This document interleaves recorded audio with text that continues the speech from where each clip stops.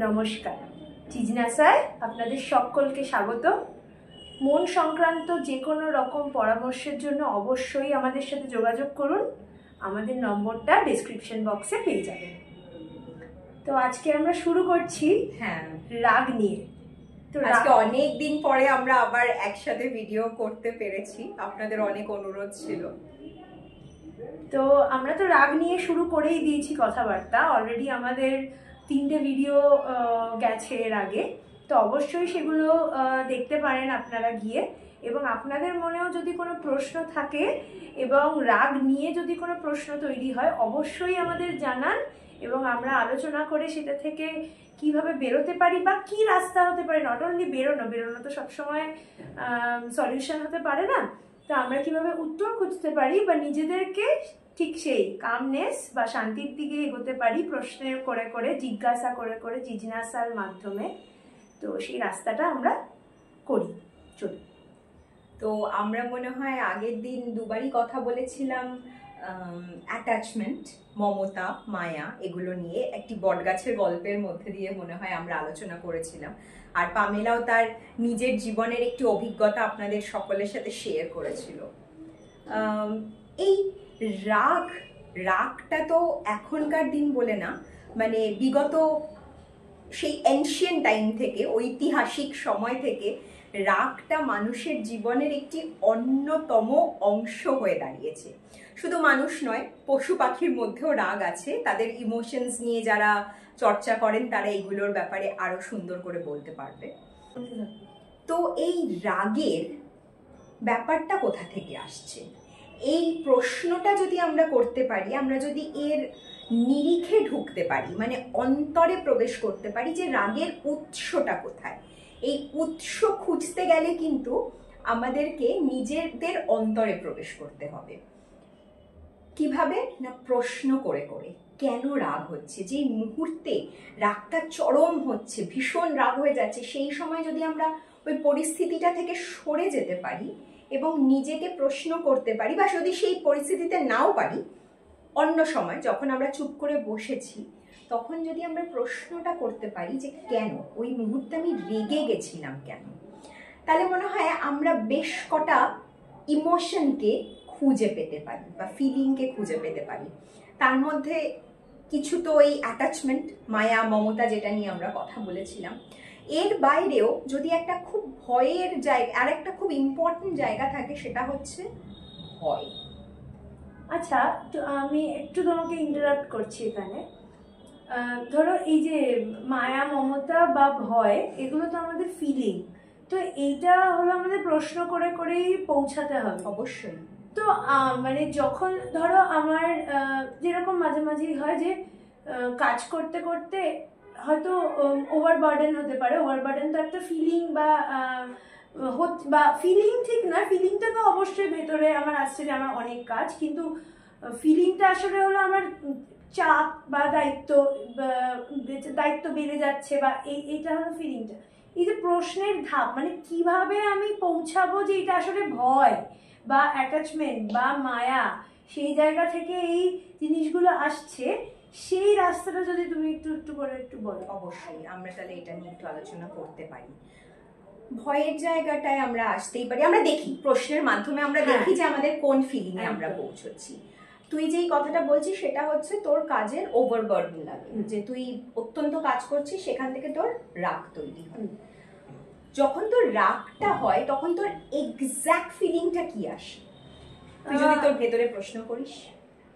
এবং আমি করেছি, আমার খুব ইরিটেশন হয় ওই সময়টাতে, আমার খুব বিরক্ত লাগে, মানে কেন হচ্ছে, যদি আমি প্রশ্ন করি যে আমার এখন রাগটা কেন হলো, তখন আমার দেখছি যে আমার খুব মানে ওই কাজ সংক্রান্তই, বা কাজটা হয়তো জাস্ট শেষ করলাম আর কোনো একটা কাজ চলে আসলো, এবং এইটা যখন সিরিজে চলে তখন ইরিটেশন হচ্ছে, তখন ফিলিংটা হচ্ছে যে বিরক্ত লাগছে খুব, যে এই তো শেষ করলাম আরেকটা, এই তো শেষ করলাম আরেকটা, এই জিনিসটা হয়। তাহলে এই ইরিটেশনটাই বা কেন হচ্ছে? কাজের জন্য। কাজ অনেক অনেক অনেক অনেক বেশি বেশি কাজ, কিন্তু সেই কাজগুলো কেন আসলো, এই প্রশ্নটা কি করেছিস? এই একটার পর একটা না শেষ হওয়া কাজ কোথা থেকে আসলো, কেন আসলো? তার কারণ তুই কাজগুলোকে চুজ করেছিস, ওই রেসপন্সিবিলিটির জায়গা থেকেই একদম আসছে, কিছু নিয়েছিলি, সেই কারণেই একটার পর একটা তোর কাছে কাজ চলে আসে, কিন্তু তুই এত কাজ করতে আর পারছিস না, তুই নাও বলতে পারছিস না, ইরিটেট হচ্ছিস। একদম। তাহলে কোথাও না কোথাও আমরা আবার সেই পড়েছিলাম রেসপন্সিবিলিটি। তো সেই জায়গাটা থেকে দেখ, আমরা যে কাজটা যে নিয়ে ফেলেছি, রেসপন্সিবিলিটিটা নিয়ে ফেলেছি, কিন্তু এখন আমরা অ্যাকসেপ্টেন্স করতে পারছি না, নিতে পারছি না যে হ্যাঁ আমরা নিয়ে ফেলেছি। এবার আমাদের বিরক্তি চলে আসছে। এটা কিন্তু আমার মানে এটা আমার কাজের ক্ষেত্রে হয়তো ফিল করেছি জিনিসটা, কিন্তু এটা কিন্তু মাদের মধ্যেও অনেক অনেক দেখেছি, স্পেশালি মহিলাদের মধ্যে এটা দেখা যায়। তবে এটা আমি শুধু মহিলাতে আমরা রেখে দেবো না, পুরুষদের মধ্যেও আছে, তার কারণ তাদের হয়তো কাজের প্রেক্ষিটা একরকম, মানে আমি আগের জেনারেশনটার কথা বলছি, আজকে আমাদের প্রেক্ষিগুলো আলাদা, যেহেতু মাদের কথা উঠে আসলো।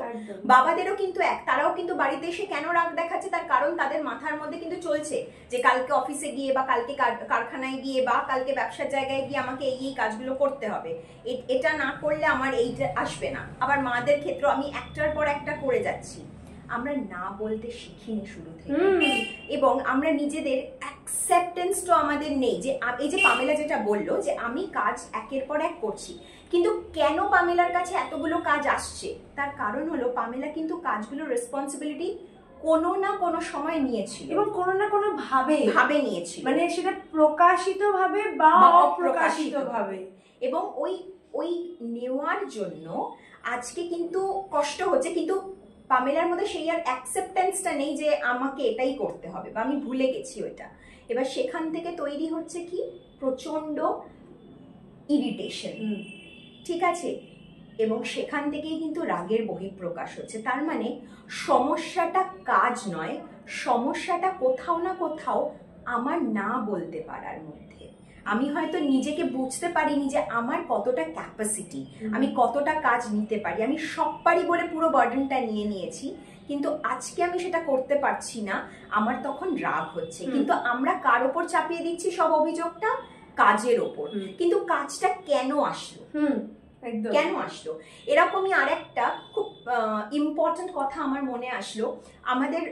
আমাদের দেশে কেন সারা পৃথিবীতে আমরা খুব যেটাকে স্টিরিওটাইপ বলে থাকি, রোগাকে রোগা বলা, মোটাকে মোটা বলা, কালো ফর্সা, এগুলো নিয়ে আমরা চর্চা করতে থাকি, এবং এগুলোর পেছনে আমাদের বিভিন্ন রকমের প্রবলেমও হয়। তবে এইটা নিয়ে আমরা আলোচনা করব আমাদের পরের সেগমেন্টে। এই সেগমেন্টে আমরা এটাই তাহলে আলোচনা করলাম যে কোথাও না কোথাও আমরা যখন ইরিটেশনে আসছি, আমাদের যখন ওভারবার্ডেন লাগছে, তার পেছনে কি লুকিয়ে আছে, তার পেছনে ফিলিংটা কোথায়, বা তার পেছনের কারণটা কি? আমি অ্যাকসেপ্ট করছি না যে একটা সময় আমি ওইগুলোকে চুজ করেছিলাম। এবং এইটা হলো প্রত্যেকটা ক্ষেত্রে, মানে এটা শুধুমাত্র আমার পার্সোনাল কোনো কাজের জায়গা বলে নয়, আমাদের এই যে সংসারের যে এত বড় পরিধি, তাদের প্রত্যেকটা জায়গায় তো আমাদের প্রত্যেকটা রোল রয়েছে এক একজনের, সেই রোলগুলো আমরা পারফর্ম করে চলেছি। তো এই পারফরমেন্সটা করতে গিয়ে আমাদের বিভিন্ন ওই যে ঠিক অপ্রকাশিত এবং প্রকাশিত দায়িত্ব আমরা নিজেরা নিই, বা কিছুভাবে চলে আসে, বা বুঝতেই পারি না কখন চলে আসলো। তো এটা কিন্তু আমাদের প্রত্যেকটা সেগমেন্টে হচ্ছে, প্রত্যেকটা, যে কারণে আমি উদাহরণটা মা হিসাবে দিলাম, কারণ মাকে এতদিন পর্যন্ত দেখেছি যে কোনো রকম দায়িত্ব মা করছে, বা অপ্রকাশিত ভাবেই মায়ের দিকে চলে আসলো, মা ওখানে কোনো টু শব্দও করেনি, কিন্তু মায়ের দিকে চলে, এবং সেটা দিনের পর দিন চেপে গেছে। ইয়েস, এবং উনিও করতে থেকেছে, মানে ওনার না বলেননি।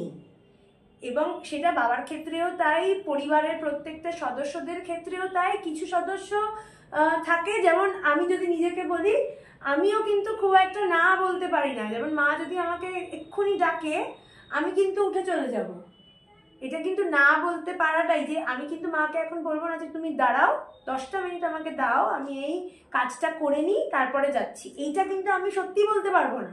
আমি এক্ষুনি উঠে চলে যাবো, হ্যাঁ দাঁড়াও 2 মিনিট। তো এই যে না বলতে না পারাটা কিন্তু এই যে ওনার থেকেই হয়তো আমি শিখেছি, ইরিটেশন সেখান থেকেই রাগ।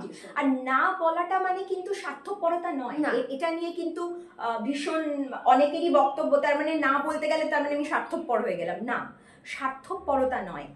স্বার্থপরতা যখন যখন আপনি সম্পূর্ণ নিজের কথাই ভাবছেন। কিন্তু এই যে পামেলা বলল আমি 5টা মিনিট আমাকে দাও, আমি 5 মিনিট পরে গিয়ে তোমাকে কিন্তু 15 মিনিটই দেবো, এই যে কনফিডেন্সটা, এই যে বোঝানোটা, এটা আসে কিন্তু ডায়লগের মাধ্যমে, কথার মাধ্যমে। এটা আমরা বোঝাতে পারি না বলে সঙ্গে সঙ্গে আমাদের পেরেন্টস বা যাকেই আপনি না বলছেন সে ধরে নেন কি আপনি স্বার্থপর, আপনি শুধু নিজেরটা দেখেন। অ্যাকচুয়ালি তা না, তার সাথে কিন্তু এই কমিউনিকেশনে যেতে হবে যে না, তার মানে কিন্তু স্বার্থপরতা নয়, এটা দিস ইজ আ প্রায়োরিটি, আমি তোমাকেও প্রায়োরিটি দেবো, কিন্তু এই মুহূর্তে হয়তো আমি এটা করছি, এটা আমাকে করতে দাও, তারপরে আমি তোমাকে 5 কেন, আমি তোমাকে 15 মিনিট দেবো, ঠিক আছে? তো এই না বলাটা কোনো দোষের না, না বলাটা স্বার্থপরতা না, যদি তার মধ্যে জিজ্ঞাসা থাকে, যদি তার মধ্যে অন্তরের সাথে কানেকশন থাকে, এবং সেইটাকে সঠিকভাবে কমিউনিকেট করাটা অপর পক্ষকেও খুব ইম্পর্টেন্ট। তো এই না বলতে পারলে জীবনে অনেক রাগের হাত থেকে কিন্তু আমরা বেঁচে যেতে পারি। তার কারণ ইরিটেশনটা কমে যায়, ইরিটেশন কমলে রাগটাও কমে এবং কাজটা খুব সুন্দরভাবে এগিয়ে চলে। তো আমরা এইখান থেকে আরেকটা জিনিস তাহলে আজকে শিখলাম যে রাগের পেছনে ইরিটেশন, সেই ইরিটেশন কিন্তু অনেক ক্ষেত্রেই না বলতে পারার মধ্যে আসে, ওভারবার্ডেন। না বলতে না পারলেই আমরা ওভারবার্ডেন হই, সেখান থেকেই আমাদের ইরিটেশন থেকেই রাগ। তাহলে আজকে এই অবধি থাক, আমরা পরের সেগমেন্টে আবার একটা নতুন টপিক নিয়ে আলোচনা করব। নমস্কার।